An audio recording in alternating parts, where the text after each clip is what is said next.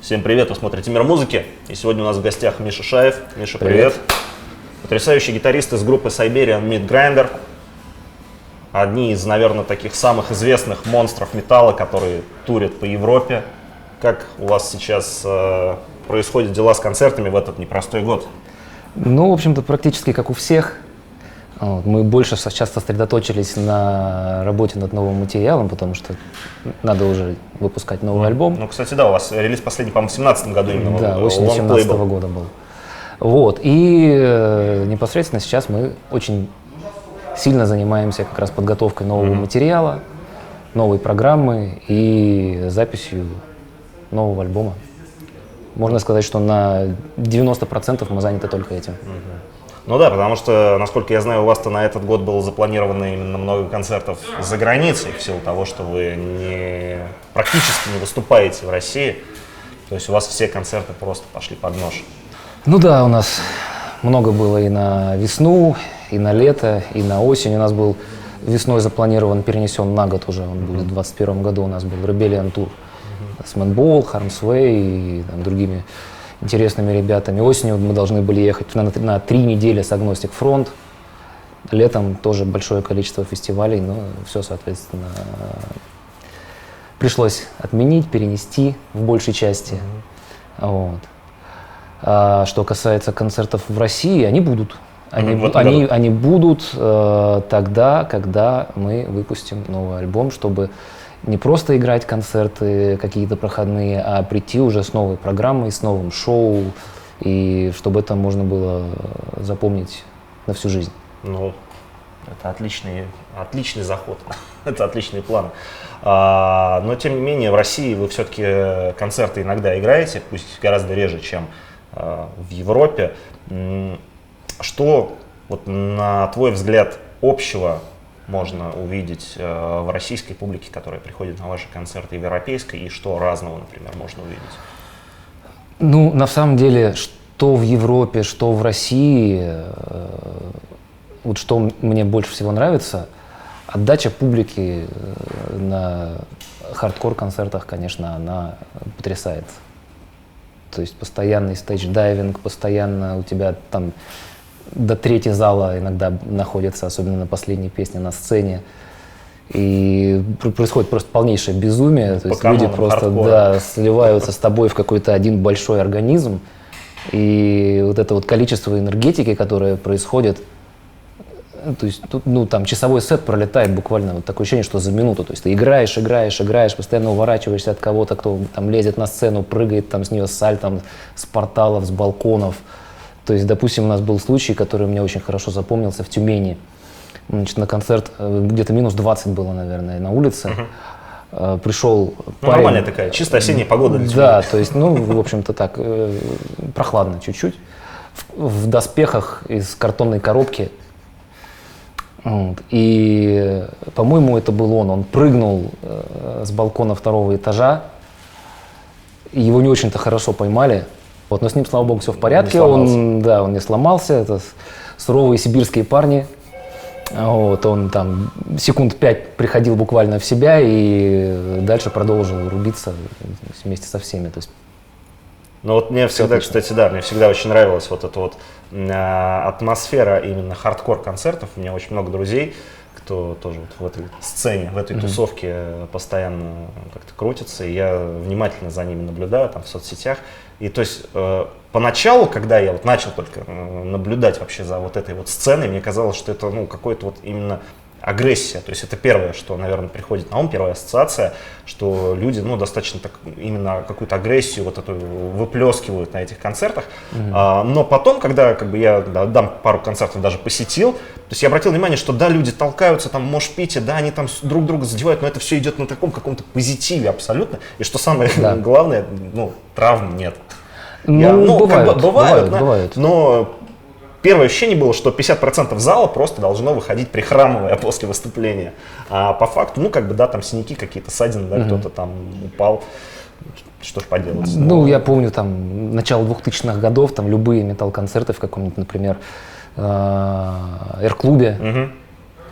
те, кто помнит его еще. Ну, да, я помню. Вот, и там постоянно был практически на любом концерте, то есть устраивали там слэм, мош какой-нибудь, там постоянно, несмотря на довольно высокую для клуба сцену, я, насколько помню, она была, ну, где-то, наверное, по грудь, может, повыше. Ну, да, даже. да, да. Прыгали со сцены, не всегда ловили, и тоже все было в порядке. То есть, ну да, ушибы были какие-то там ссадины, потому что пол был металлический, насколько я помню. Вот. Но даже если кто-то травму получает, всегда находятся люди, которые там помогут вытащить из гущи событий и там какую-то помощь оказать, потому что, ну, всякое бывает. Такой, наверное, вопрос, который, наверное, часто задают в России и практически не задают в Европе, но тем не менее. Интересно. Касаемо как раз стиля, да, то есть все-таки вы занимаетесь музыкой, ваша банда занимается музыкой профессионально, то есть вы тратите огромное количество времени, огромное количество сил на то, что вы делаете в коллективе, вы тратите много денег на это, потому что, ну, банально, там, записи альбомов, да, релизы, банально, там, туры, это все большие вложения, насколько это, в принципе, окупается, да, насколько это резонно, и нет ли такого ощущения, что все-таки вы играете, ну, такую, даже по европейским меркам, не совсем вот мейнстримовую музыку, и если там чуть-чуть вектор сместить в сторону вот чего-то более современного, более популярного, ну, я, конечно, не говорю, как Bring Me The Horizon, да, которые просто из дэткора ушли в абсолютно такой поп-рок практически, но, тем не менее, если привнести какие-то элементы популярных сейчас жанров, вы смогли бы иметь больший выхлоп. Ну, нам нравится играть ту музыку, которую мы играем. То есть она находится, в принципе, на стыке жанров. Да, то есть что-то есть от такого классического нью-йоркского хардкора злого, да, как там Negative Approach, например. Что-то есть от более там классических трэш-металлических коллективов, да, и хэви метал есть, и, может быть, местами где-то какие-то отголоски пауэр-металла. И в новых вещах, как там For the Cult, например, там, может быть, есть какой-то там чуть-чуть даже Melodic Death. Ну, мы не хотим играть то, что нас не прет самих. Вот. А нам нравится мешать стили. То есть, чтобы вот была такая вот гремучая смесь, где каждый может для себя найти то, что ему нравится. Я послушал, как раз недавно переслушал ваш альбом 17-го как раз года и последний сингл. И в целом я выделил для себя огромное влияние просто Slayer. Просто вот это первая ассоциация, которая возникает у меня в голове. В принципе, чувствуется немножко Пантеры. Но, тем не менее, я услышал такие отголоски, наверное, в первую очередь в ритм-секции вот современного грув-металла. То есть оно, в принципе, оно чуть-чуть есть. Не скрою, да, наверное, есть. Такие грувовые вещи. И если говорить как раз, да, о стандартном строе и так далее, ну вот, например, там те же самые Lamb of God.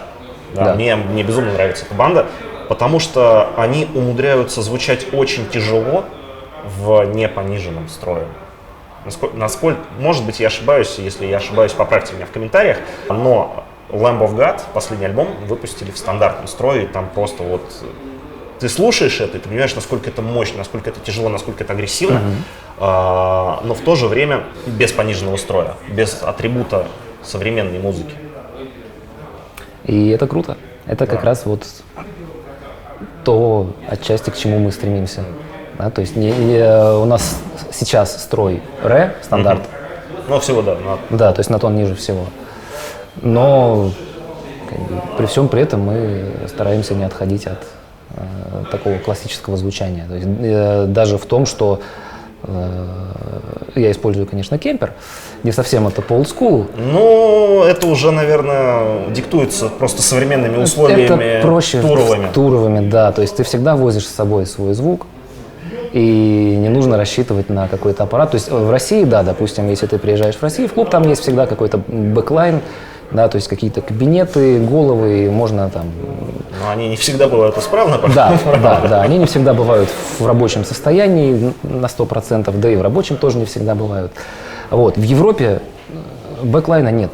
Да, то есть ты всегда возишь с собой, да, ты всегда возишь с собой свой бэклайн, то есть установка своя, полностью все кабинеты, головы, все свое. То есть перед концертом ты превращаешься в грузчика, Все вытаскиваешь, особенно фестивальные. О, это Вот, отдельная то есть у тебя есть история, 15 когда- минут для того, чтобы вытащить все на сцену, весь полностью бэклайн, подключиться, отчекаться и, собственно, начать играть, потому что там рамки жестче, чем у нас. Да. Если у нас можно где-то там еще договориться, чтобы там давай там плюс 5 минуточек, то тут по истечении времени, отведенного на лайн-чек, начинается время твоего сета. И ты должен закончить четко.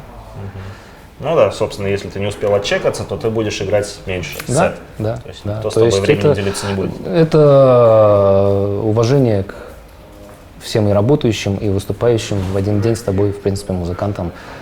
Как бы, уважение их времени. Ну да. Согласен. К разговору, кстати, о условиях в России, я помню клевый случай. Мы приехали в какой-то город и как раз использовали аппарат местный.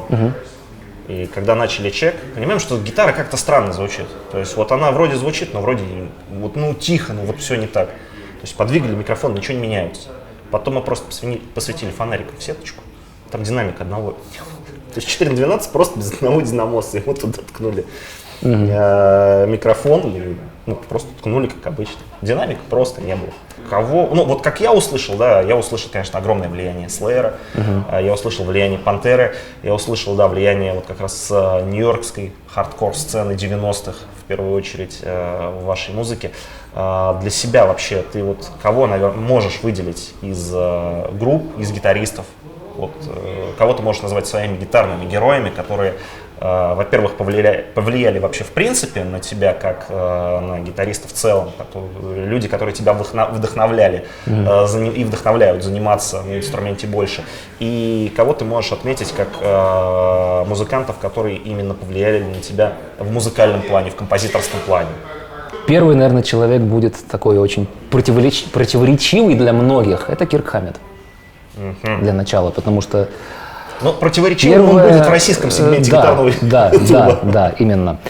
У нас его не любят, потому что человек не стесняется своих лаж совершенно. Абсолютно. И правильно делает, я считаю. Я мечтаю быть настолько раскрепощенным, как он. Первая песня, наверное, которая меня вот с этой точки зрения зацепила, она, ну, скорее уже классическая, от Master of Puppets.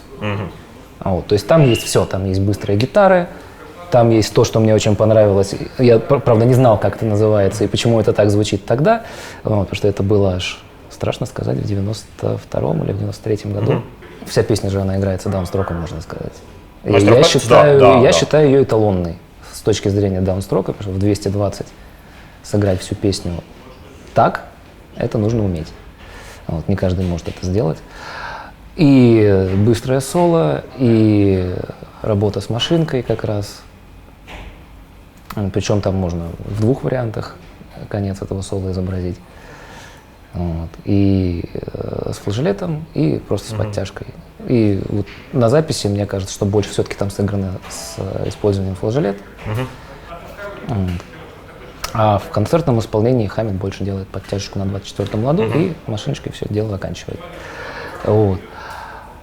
Даррелл, естественно, это был, наверное, второй человек, который в максимальной степени повлиял на то, как бы я хотел, чтобы звучала именно моя гитара с точки зрения работы с машинкой и звучания, и композиционного, наверное, видения от Соляков, вот, и Кэрри Кинг. Ну и Кэрри Кинг, и Ханнеман, и Гарри Холт. Вот, то есть, ну, в общем, Slayer и классический, и современный. Вот, и с точки зрения именно грува и даунстрока. То есть я, в принципе, считаю, что те моменты, которые можно сыграть даунстроком, нужно играть даунстроком. Абсолютно. Потому что даунстрок и да, это совершенно все-таки по-разному звучат. разное звучание, и я фанат даунстрока. Вот, то есть, как бы, Максимально такое прям. вот. И плюс к этому очень большую роль играет, как ты отстраиваешь весь свой тракт и гейн. И, то есть, вот, я считаю, что звучание гитарное, оно на 3 пункта делится. Это то, как у тебя отстроена гитара, какие там звучки и все в этом духе, ну чисто технический такой момент. Вот. То есть момент именно того, какие кабинеты и какой тракт ты используешь, это второй момент. Ну, третий, конечно, руки. Есть. Ну и Да, и связь, что этими руками управляет. да, связь головы с руками. В первую очередь, понимание именно того, что нужно сделать, чтобы ты играл так, как ты хочешь звучать. Ну и, наверное, уж что странно будет, да, такие классические исполнители, как, например, T-Bone Walker. То есть, когда ты слушаешь именно максимально олдскульных исполнителей, вот тех, с кого начинался тот же блюз, и когда ты слышишь, как они играли, и как ты слышишь, какие приемы они использовали, какие лики, гаммы и все в этом духе, ты начинаешь понимать, откуда ноги растут у очень-очень многих гитаристов. Да, допустим, откуда взялись там вертушки, те же самые даррелловские или уайлдовские, да, там тот же самый там Рэнди Роудс. У Уайлда же есть замечательная гитара, которую я хочу все заиметь, но никак то не могу найти, то она все-таки стоит. Гибсон Flying V с машиной роудсовской. Да. Это недешевое удовольствие. Когда-нибудь, может быть, я все-таки его заимею, но в некоторых моментах проще купить какой-нибудь Рено Логан, чем эту гитару. Уайлд тот же самый. Его вибрато, его подтяжки, его вертушки. Ну, в принципе, можно с тем же Даймом сравнить то же самое. Но там, правда, подтяжки больше он использовал и машинные, но тем не менее. Ну, они такие, они с одной стороны очень похожи, и в то же время они очень разные. Да. Но да, это пара гитаристов, она, конечно, вот, повлияла на огромное. Но для меня, грубо говоря, вот что касается Зака, у меня можно сказать, что сначала идет Рэнди Роудс, и потом он трансформируется в Зака. То есть Рэнди — это максимально классический такой звук, максимально сухой, максимально вот прям с небольшим гейном, но при всем при этом с совершенно колоссальной атакой, совершенно потрясающей читаемостью. Ну и Рэнди, ко всему прочему, он все-таки с таким сильным академическим мышлением вообще сочинял и была история, когда он в туре купил где-то классическую гитару и играл только на классической гитаре между концертами. Да, я тоже неоднократно об этом слышал. А Зак — это уже такой стероидный Рэнди, можно сказать, что... Вот, то есть уже там и гейны, и хорусы, и дилей, и тоже про его атаку можно часами говорить. То есть про позицию, правой руки, про все дела, да. А из современных гитаристов, вот кого бы ты мог выделить в плане, ну, наверное, так, влияния, скажем так, на кто-то, ну, может быть, никого? Нет, есть, конечно, и Газ Джи тот же самый, и в большей степени, ну, не скажу, что в большей степени, но Энди Джеймс. Совершенно универсальнейший человек, который может играть любым стилем абсолютно и скопировать любого гитариста, и при всем этом имеет свой уникальный стиль. Я помню, когда начали выходить его видеоролики на Jam Track Central, как раз я периодически смотрел, когда он рассказывал о стиле игры, о манере игры разных гитаристов, как раз у него там были уроки, посвященные стилю игры Керри Кинга, стилю игры Кирка Хэммета. И когда я послушал его сольный альбом, как раз когда он вышел в тот период, там вот треки, они были четко поделены. То есть ты слушаешь трек, слушаешь все соляги, понимаешь, ну да, вот тут вот прям вот Керри во всей красе представлен. Вот все, что Керри в истории Слэйера на тот период сделал, Энди, он переработал, и он это все упаковал в конкретную песню. Последний альбом, кстати, мне вот понравился в этом плане чуть больше, потому что я там услышал именно больше мелодизма самого Энди. То есть он раскрылся для меня как композитор, а не просто как преподаватель, который круто владеет гитарой. Поэтому, кстати, всем советую послушать альбом Энди Джеймса «Arrival». Потрясающий просто альбом. Окей, Энди Джеймс. А вообще как ты относишься к разным вот этим вот многострунным ребятам, типа Фредерик Тарзенталь? Отлично. Ой, я очень люблю Мишугу. Это вот такой, можно сказать, ну это же джаз по факту. Практически. Ну, в каком-то смысле. Практически. Такой очень тяжелый джаз. Но в плане, да, взаимодействия гитар с ритмической составляющей, это однозначно джаз, потому что вот это вот постоянное смещение. Да, много на самом деле. Я долго использовал тоже и семиструнные гитары, там. Люблю это тоже, но сейчас как бы мы не используем многострунные гитары, да, ввиду тоже определенных причин. Ну, а тема Мишуги, кстати, вот что я хочу, да, аналогия с джазом, она очень клевая, потому что я когда сидел снимать Combustion, это заглавный трек с альбома, как альбом, кстати, назывался? Не помню, если честно. Нет, Давай я посмотрим. должен посмотреть название альбома. Память Обзор. Да. Да. Память на название иногда подводит. Я когда первый раз услышал этот трек, я не мог в голове уложить размер. То есть я слушал, если учесть, что еще Томас Хаке, барабанщик, он начинает отсчет не в сильную долю, и там как-то из-за такта, по-моему, даже вот он там начинает отсчет в хэт. Я просто не понимал, в каком размере там все это играется. Когда я сел снимать, я просто увидел 4 четверти. Прям явные, четкие 4 четверти. Вот в заглавном рифе, прям до куплета все в 4 четвертях играется. Потрясающие просто ребята.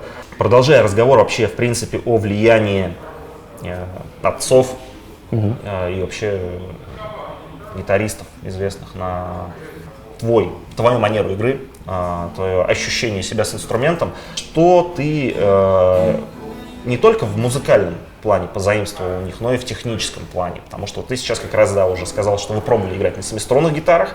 Все-таки семиструнная гитара, несмотря на то, что ее не совсем уж тяжелый гитарист, да, внедрил в рок-музыку, Стив Vai, но все-таки это в первую очередь, особенно сейчас, атрибут таких современных прогрессивных стилей. То есть вы осознанно отказались от семиструнной гитары, чтобы Да, быть... я больше скажу не то, что отказались, СМГ никогда не использовали семиструнные гитары. Никогда. Ты всегда был, да. Еще четко... Гибсон, Маршалл, вот, По или, классике. да, или что-то вот там, Дин, Маршалл. То есть максимальное присутствие классики было всегда. Ну, то есть это все равно, это тем не менее, это какие-то рамки, которые вы осознанно себе ставили, чтобы быть Да. вот в жанре. Да. Окей, от чего-то вы отказывались. Что именно такого обязательного Ну, окей, да, кемпер. Это все-таки компромисс, определенный компромисс, который... Но, тем не менее, у меня стоит в кемпере 800-й Маршалл. Ну, Присед, еще бы. Соответственно, профиль, извините, профиль. Да. Но тем не менее, то есть, окей, есть какие-то компромиссы, на которые приходится идти в силу там, условий туровых, условий переездов, условий выступления на разных сетах, на разных фестивалях. Поэтому что все-таки вы осознанно берете в свою музыку с технической точки зрения, то есть в плане там примочек, в плане конструктива гитары, там как раз вот ты, например, играешь на гитарах с флайдами. То есть у тебя вот такой флойд — это обязательный атрибут инструмента, то есть в СНГ гитара без флойда просто не может быть сейчас. Вот как раз что из этого, на чем из этого ты делаешь акцент в первую очередь? На флайде самый большой акцент, наверное. То есть это отдельная тема для довольно большого, на самом деле, разговора.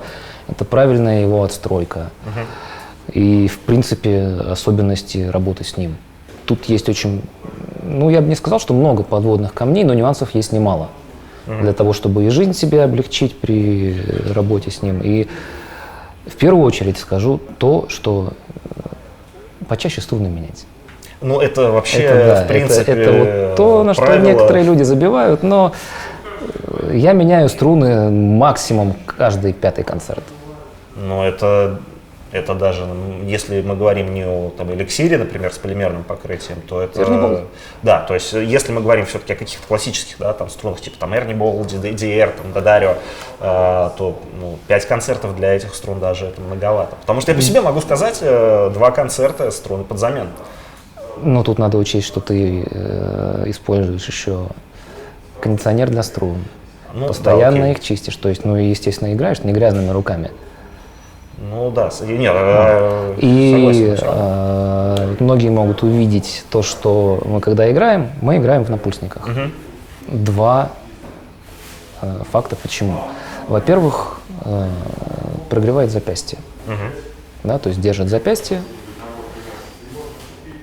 и не дает поту литься на струны. Ну и в принципе на гитару, потому что это все То равно. есть, это на же самом и деле можно на потенциал, концертных фото это увидеть, когда у меня гитара просто, она такое ощущение, что из душа вынули. То есть она просто мокрая насквозь. Но после этого, естественно, все сначала там полотенчиком вытирается, салфеточками, потом первый раз кондиционером даешь подсохнуть, второй раз кондиционером, после этого убираешь. То есть это такой, можно сказать, обязательный ритуал, да, именно. И перед этим тоже, когда перед выходом все отстраиваешь, все настраиваешь, смотришь, как у тебя работает машина, пружины, все дела. То есть все заглушено, все максимально готово к работе, обязательно тоже кондиционером проходишься. Вот. И, в общем-то, 4-5 концертов, они нормально живут вот в таком режиме. Угу. Ну, да, тут не поспоришь, все-таки это такое правило вообще, в принципе, хорошего тона, наверное, для профессионального гитариста. Максимально часто меняют струны, если они без покрытия. Да. Просто, ну, как минимум, это просто даже вот определенное уважение к себе, к своим коллегам и к слушателям. Конечно. Потому что ты ставишь струны новые для того, чтобы хорошо звучать, чтобы у тебя был, ну, классный, открытый, яркий звук. Как бы, а эта экономия, она же в первую очередь сказывается на звуке. Я понимаю, что кто-то скажет, что да ладно, там Пресвятой Хайгейн все под одну гребенку подведет. Только на первый взгляд. Да, на самом деле, если чуть-чуть слушаться, особенно если ты играешь в хороший уже аппарат, если ты играешь там, тем более в кемпер, все равно забираешь сигнал линию, все это будет гораздо лучше слышно. Флойд. Ты сказал, ну да, вот я недавно буквально у тебя в соцсетях видел там даже Explorer с Флойдом какой-то, на фоточке. Все-таки Флойд, да, это такой атрибут гитариста, атрибут гитары, который был обязательным, вот просто обязательным для музыкантов в тяжелых стилях в 80-х годах. То есть, я не знаю, кого угодно мы можем взять, вот прям пальцем ткнуть в любого гитариста из 80-х, там, Кирк Хэммит. С Флойдами постоянно играет, да, у него есть Гибсоны там с пневматиками, которые он где-то использует, где Флойд не обязательно, но тем не менее у него большой парк гитар с Флойдами. Мы возьмем ребята с Слэйра, Ханиман, Кинг, Гэри Холт, все играют с Флойдами. Рэнди, ну окей, на первой его РРке это было классическое тремоло все-таки, но тем не менее это тремоло-система. И перечислять вообще гитаристов можно до бесконечности. Ну, практически каждый гитарист из 80-х обязательно. Да. И потом, вот насколько я помню, да, вот как раз когда в 90-х уже, да, рок-музыка, она начала немножечко уходить в гранжевую такую историю, появилось огромное количество именно гранжевых коллективов. Флойд, он перестал быть обязательным атрибутом, таким прям у всех гитаристов, но тем не менее, такие ребята, как Корн, такие Уэс Борланд из Лимп Бизкит, они все равно постоянно использовали Флойды. То есть, но тем не менее, популярность Флойда, она чуть-чуть упала. И вот сейчас я смотрю, все-таки вот это вот движение, не движение, а вот сейчас я вижу, что все-таки интерес к трэш, металу, вообще в принципе к агрессивной музыке родом из 80-х, интерес он восстанавливается. Но тем не менее, большинство новичков, они боятся Флойдов, потому что это, ну, вот то, что ты сейчас, да, сказал, да, там протираю, там отстраиваю, проверяю пружинки, для многих это может показаться, ну, действительно чем-то непомерно сложным. Хотя по своей сути Флойд это же не самая сложная система.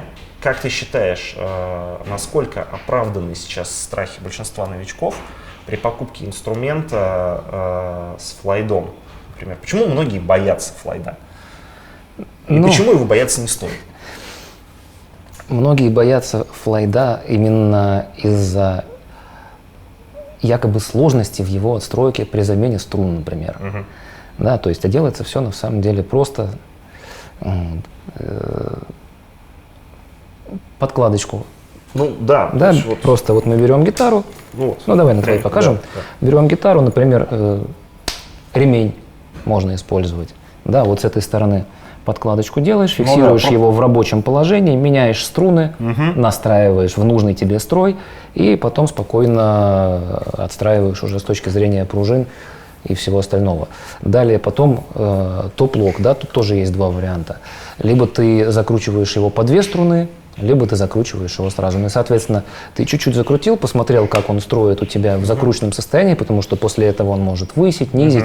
Вот. На приблизительно такое же количество ты опустил или подтянул струну и закрутил. Все, строит нормально. Потом обязательно выстраивать микроподстройку в среднее состояние. Ну, естественно. Это, да, это как само собой разумеющееся. После того, как ты все настроил, уже после этого, перед тем, как работать микроподстройкой, отстраиваешь пружины. Вот. Там уже в зависимости от того, как тебе нужно, чтобы машина стояла. Я люблю, чтобы машина стояла практически вровень с корпусом. Ну, да, вот как здесь, да, то есть чуть-чуть повыше, но практически она вровень. параллельно плоскости корпуса. Да, она должна быть, естественно, параллельно, потому что это ее естественное состояние. Тут не нужно забывать о элементарной физике, да, то есть колебания струн, натяжение и все в этом духе. И есть такой момент, то, что бытует мнение, то, что они люфтят, рычаги сами, да, то есть пружины звенят, рычаги люфтят, порвется струна, опять же, строй плывет. И все в этом духе. У меня были моменты, два раза у меня рвались струны в турах, и тут уже навык. То есть за 2 песни заменить и настроить, и выбежать на сцену, продолжить играть. Вот. Там много было нюансов по поводу, где это было, там, в небольших клубах. И в условиях, естественно, концертного шума никто же не будет останавливать программу, пока ты меняешь. Да, а 2 гитары с собой возить не всегда это получается. Ну, да, кстати, и самолетные все эти перевозки — это отдельная история. Но бояться этого не надо в первую очередь. Я, в принципе, фанат Флойд Роуза, я стараюсь использовать только оригинал. Но не у всех, я понимаю, на это, естественно, есть финансы, да, то есть много гитар, именно основное количество гитар выходит с лицензионными. Но есть же еще Special. Есть еще. Это да. их бюджетная модель, которая Special, лицензионные, потом есть Шалер, да. Готах. Ну, у того же самого Флойд Роуза, более того, для прям гиков есть еще Флойд Роуз 1000, который как раз идет у них чуть-чуть. Да. Вот у меня на Гибсоне как раз 1000-й, а на ESP там как раз тоже не дешевая его, прямо скажем. Я когда узнал, сколько она стоит, я решил забыть эту сумму. Вот. Но, тем не менее, вот на ESP я умудрился убить опоры за 1,5 года. Что случилось? Ну, при активной работе. Просто замял, да? Не то, что замял. У меня там появились и вмятины, и он просто перестал строить. То есть это вот то, чего боятся очень многие гитаристы. Это все лечится на самом деле напильником. Ну, слушай, если ты замял станину, всегда можно даже можно подточить, можно поменять, можно подточить. То есть, грубо говоря, я просто это все дело выточил, и теперь все снова работает. Вот, хотя, когда я это заметил, то есть там был какой-то небольшой промежуток времени, там 1,5 недели, грубо говоря, после тура, зимой, когда я приехал, я просто отдыхал от гитары, я вообще не брал, не играл, и потом взял, качнул пару раз машину, и у меня строй уплыл куда-то совершенно в далекие дали. Я думаю, блин, что произошло? Разобрал, посмотрел и ужаснулся. Вот, ну, за полчаса вылечил все обратно. Вот, просто не нужно этого бояться, это рано или поздно все равно это произойдет. Вот, то есть, что касается именно оригинальных и неоригинальных флайдов, разница между ними в качестве отливки деталей. То есть какие-то мягче, какие-то оригинальные, соответственно, да. Вот, какие-то жестче, оригинальные, соответственно, жестче, неоригинальные мягче. То есть поменять это небольшие деньги. Ну и в принципе каждый может себе это позволить. Гитарные правила гигиены с гитарой, да, то есть чистить, менять струны, и то есть там пружины глушатся просто губкой. Поролончик обычно. Да, поролончик под них подсовывается, все. То же самое можно сделать с пружинами на звукоснимателях, которые тоже так или иначе звенят. Струны сверху тоже глушатся либо изолентой, либо гиром, либо губочкой, там всем чем угодно. И все, и гитара уже полностью заглушенная получается. Получается так, что если ты покупаешь гитару с флайдом, ты все равно покупаешь чуть больше, ну как минимум, не проблем, но чуть больше забот. Потому что, ну как забот, да, то есть, окей, если ты захотел почистить накладку, да, то есть, что касается замены струн, да, вот, например, я всегда, когда менял струны на гитарах с флайдами, я просто менял их поштучно. То есть, если я меняю струны, но ставлю новые струны точно такого же калибра, как у меня стояли до этого, я меняю. Да, меняешь просто по одной струне, настраиваешь по одной струне сразу, и тоже не знаешь проблем. Флойд, да, встает в нужное положение. Если менять струны вместе, ну, для того, чтобы, например, банально почистить накладочку, да, вот классные. Вот кстати, я не думал про ремень, никогда не задумывался, потому что я обычно снимал крышку сзади и просто под киль подкладывал там какую-нибудь деревяшечку. Я ее даже не одеваю. Ну, вот, я вот как-то вот так вот всегда делал. А на самом деле, да, действительно, я чуть не задумался, что можно просто банально под флойд подложить свернутый ремень и поменять струны. Да, то есть, ну, в любом случае, ты покупаешь чуть-чуть больше хлопот, но ты же еще и покупаешь, по факту, если это гитара с флойдом, ты покупаешь больше возможностей. Вот в плане именно музыкальности. Почему я как раз и начал перечислять всех гитаристов из 80-х, которые играли с флойдами. Они же не просто так играли на гитарах с флойдами, ну, потому что это там какой-то понт, смотрите, так, я умею. Они же это делали именно потому, что Флойд, он давал гораздо больше возможностей в плане музыки. Вот как раз для себя. Какие именно возможности, какие именно возможности для тебя открываются с помощью Флойда? Ну, в первую очередь, конечно, дайв-бомбы и подтяжки. Это вот, пожалуй, то, к чему я больше всего стремился. Ну и такие приемы, там, как фрулата. Вот. Ну и, в принципе, вибрато флойдовое. Вот. То есть разница между классическим вибрато, которое больше используется там, в металле, в роке, и вибрато, которое можно сделать машинкой, 3 разных приема, в общем-то. Ну, не в общем-то, а по факту. Вот. И 2 последних комбинировать, это может очень интересный звук получиться. Собственно, что мы слышим прекрасно и в Слэйре, и в Пантере, и у того же Хаммета, и у кучи других, и у Вая. Вот. Кстати, что касается вот ибанезовских машинок. Эджи. Да, вот, всякие H-Pro и же с ними. Вот. Не моя тема. Ну, мне тоже никогда не нравились, просто из-за того, что как минимум рычаг у них не фиксируется гайкой.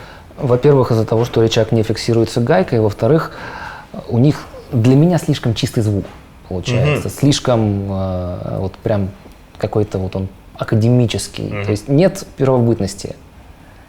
Нет такой вот немножко такой грязный рок-н-ролльный такой вот. Хотя Ибанез я не могу назвать не рок-н-ролльными гитарами. Абсолютно. Абсолютно это, да, слишком все правильно. Ну, это японцы. Мне кажется, в первую очередь это вот эта японская педантичность. Ну, на ESP это есть, тем не менее. Ну, окей. Ну, у ESP все-таки американских корней, вообще связи с американцами чуть больше, чем у Ибанеза. Все-таки Ибанез это такая абсолютно академичная, действительно, японская компания, а ESP это ребята, у которых мощный кастом-шоп в Штатах, постоянно выпускают инструменты, и они, в принципе, активно взаимодействуют с рок-музыкантами в Штатах, гораздо активнее, мне кажется, чем Ибанез. И поэтому вот это вот, да, первобытность, как раз, как ты сказал. Ну да, как раз Корн же это Ибанез. Корн, да. Ну, кстати, насколько я знаю, огромному количеству фирмачей Ибанез делали в Штатах. Да. Лаговские кастом-шопы. Кастом-шопы, да, были. Вот, а у ESP, в принципе, я не уверен, что сейчас, работает ли сейчас у Ибанеза кастом-шоп в Штатах, но у ESP точно работает, потому что я подписан на них в соцсетях, постоянно вижу, что они выпускают. Как раз к музыкальным приемам. Давай попробуем сейчас просто продемонстрировать самые такие каноничные приколы с флойдом, которые можно гармонично вписать в какие-то соляги, в какие-то рифы, например. Ну, можно начать с самого простого. Вот. И, кстати, упомяну еще одну группу из современных, которая мне очень нравится. Да, упомяну еще одну группу из современных, которая мне очень нравится, это Power Trip. Вот, к сожалению, да. Сегодня мы узнали, что у них умер вокалист. Да, я читал. Поэтому, да, это такая очень грустная новость для современного металла, потому что группа очень крутая. Вот. Хотелось бы, конечно, с ними пересечься на фестивалях.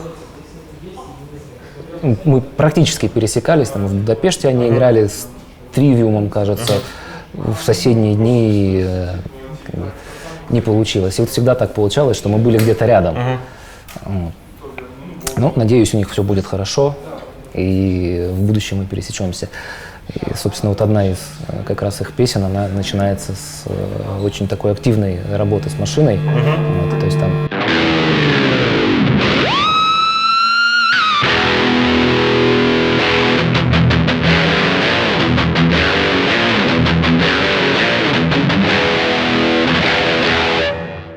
Ну да, это, в общем-то, классический дайв-бомб. Да, практически, ну не практически, а именно классический дайв-бомб, который начинается с 6-й струны.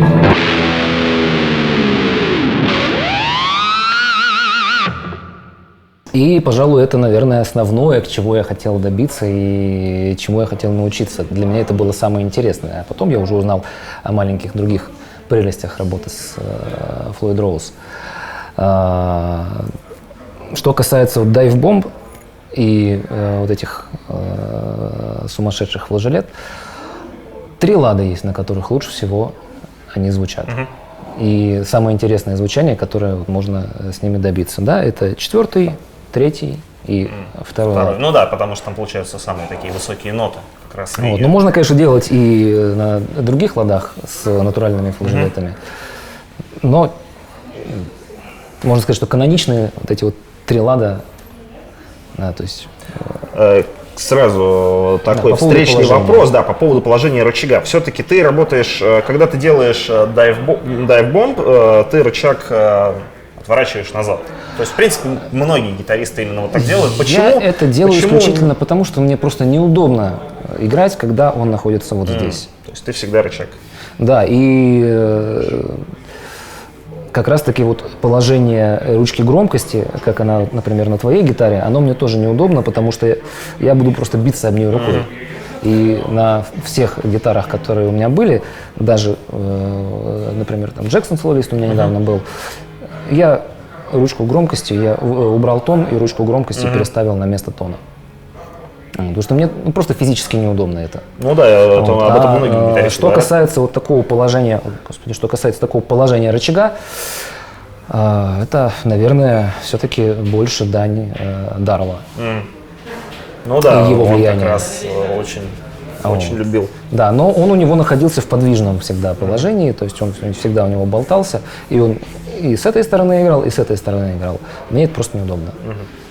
Учитывая то, что я люблю гитару вешать максимально низко, вот, иногда даже слишком низко, что становится неудобно играть левой рукой, вот, но поэтому я разворачиваю его в эту сторону.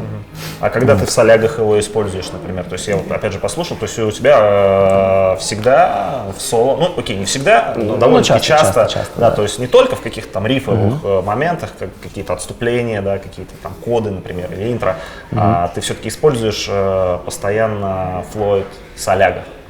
Ты его также используешь.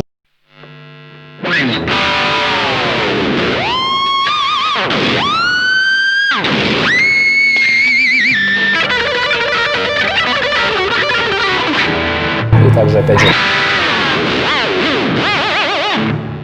вот, то есть, в принципе, ничего не меняется. Ну, то есть, все-таки вот это вот максимально такое явное влияние, в первую очередь, Даррелла. Да. Вот, то есть, как раз Кирка, наверное, мало я услышал. Ну, он, наверное, просто был первоисточником, который меня на это дело вдохновил. Вот, но Даррелл, да. Ну, что касается соляк, да, а вообще в плане использования, например, Флойда в каких-то рифовых конструкциях, да, то есть когда ты играешь какую-то именно ритмическую тему, насколько часто ты используешь Флойд и вообще насколько? Ну, на самом деле практически никогда. Вот, то есть есть такие моменты, когда я его использую, но тоже в качестве, например,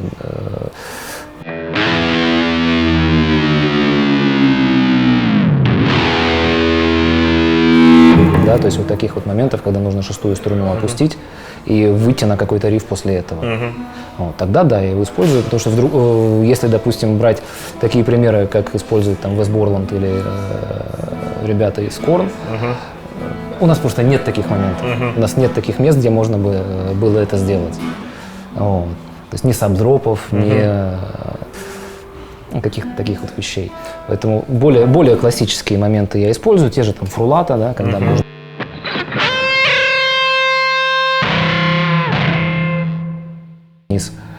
Вот, и какие-то вибрато.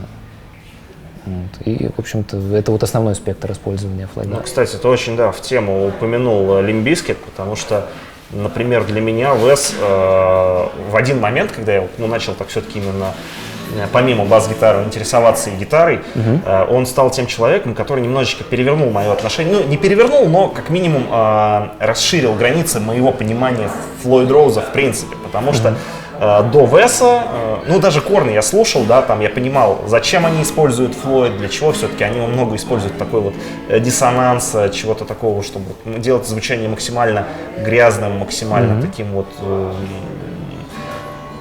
уникальным для, опять же, их жанра. А Вес — это тот человек, который просто взял Флойд и начал его использовать, ну, не знаю, как примочку, например. Вот как гитаристы используют примочку дилей, да, для четко конкретных задач. Не там только в соло, ну, например, в каких-то там акустических вещах, да, или там, как, я не знаю, как дисторшн даже, просто как грязный канал перегруза. То есть вот для него это точно такой же инструмент для создания рифов, потому что, я не знаю, возьмем там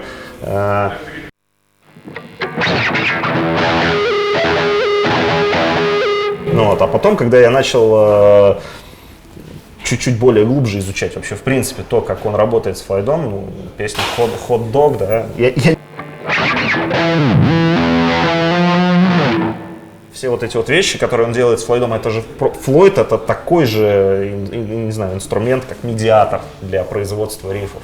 И вот сейчас я просто смотрю, в принципе, на музыку, на его именно музыку, не только то, что он там делал в Limp Bizkit, но и Black Light Burns.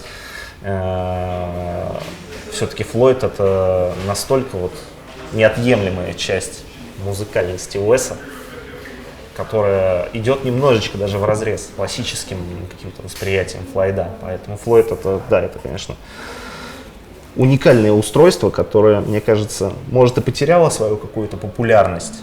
Но... Ну, мода же, она циклична. Да. Рано или поздно. Точно не уйдет никогда. Да, рано или поздно, я думаю, он снова обретет такую же популярность. Потому что подрастают новые поколения гитаристов, которые заново для себя все это открывают. И я думаю, что его время снова придет.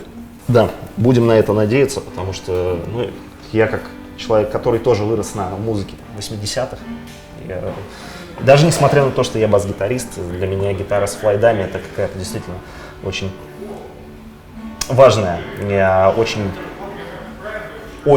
важная, очень неотъемлемая часть той глобальной музыкальной культуры. На тему подрастающего поколения. Я же знаю, что ты преподаешь гитару. Как много вообще, в принципе, к тебе учеников идет именно потому, что ты играешь определенную музыку, ты как трэш-метал гитарист, который играет в стандартном строе, играет с флойдами, играет с хайгейном. Как много именно гитаристов идут к тебе вот именно потому, что ты являешься для них вот, Ну, где-то половина. половина. То есть... Да, то есть где-то половина, которые хотят именно научиться играть в темпах выше 200 BPM. Олдстроук. Ну и даунстроком в том числе. И работать машиной, делать дайв-бомбы, жесткие подтяжки. Вот. Кстати, хотел еще добавить немножечко в то, что касается именно отстройки звука. Да, если мы посмотрим, допустим, на тракты других гитаристов, которые использовали непосредственно эти вещи, это Crybaby, дилей. Вот, у того же Даррелла, например, огромное количество дилея всегда было навешено, если посмотреть лайвовые выступления. Потому что сейчас у нас максимально сухой звук. Но тем не менее, и тем не менее, да, с небольшим, как говорится, реверочком, тем не менее играет еще большую роль именно знание инструмента. То есть где, в каких местах, что можно взять, как нужно опустить машину, чтобы в каком конкретном месте взять нужный флажолет. Вот. И где-то вот половина ребят приходит непосредственно ради того, чтобы научиться делать такие вещи. Именно поэтому, если вы хотите научиться играть на гитаре так, как играли отцы, вот, обращайтесь к Мише, он вас точно научит. Миша, огромное спасибо тебе за то, что сегодня нашел время заглянуть к нам в гости, было очень приятно пообщаться. Взаимно. Да. Желаю вам скорейшего возвращения в туры. И с удовольствием будем, с огромным нетерпением ждем новый альбом. Ну и с огромным желанием я посещу ваши ближайшие концерты в России. Ну что ж, мы будем продолжать работать над новым альбомом, над новым материалом и будем учиться играть, потому что играть мы будем учиться всю жизнь. Кстати, Мудрость да. Это на прощание. Очень ценная такая. Нельзя мысль. останавливаться в своем обучении, потому что если ты остановился, ты как музыкант начинаешь потихонечку угасать. Абсолютно. Единственный человек, который играл на гитаре и выиграл, это Чак Норрис. Да, пожалуй. Я не могу не согласиться. Ребят, всем большое спасибо за просмотр. Подписывайтесь на канал Мир Музыки, пишите свои вопросы для Миши, в частности, в комментариях, ставьте лайки. Всем пока.